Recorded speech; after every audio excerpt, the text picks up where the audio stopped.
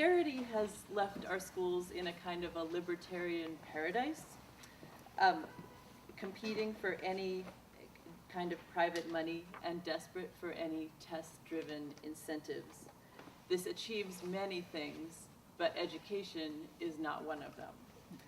At my son's school, parents raise money for substitute teachers, paper in the printer, all supplies of all kind, in fact, and the arts.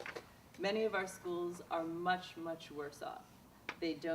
Many can't afford a gym teacher, many don't have a school librarian, and many New York City kids have never been on a field trip. This scarcity leaves us in need, constantly in need of so-called philanthropy. That's another one of those words like school reform that we always want to put in quotes, from corporate America and the 1%.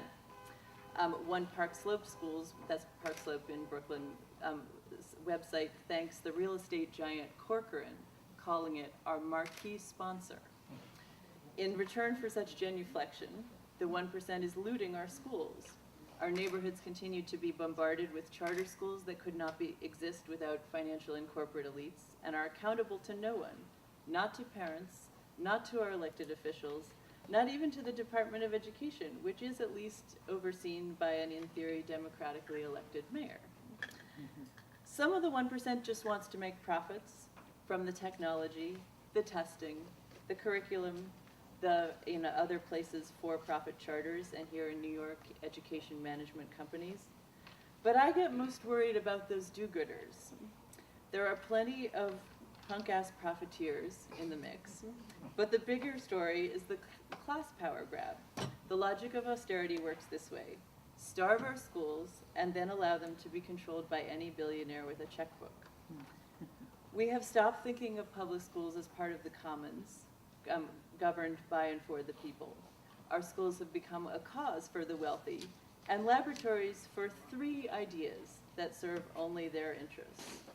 Markets solve all problems, unions cause all problems, and rich people have all the answers.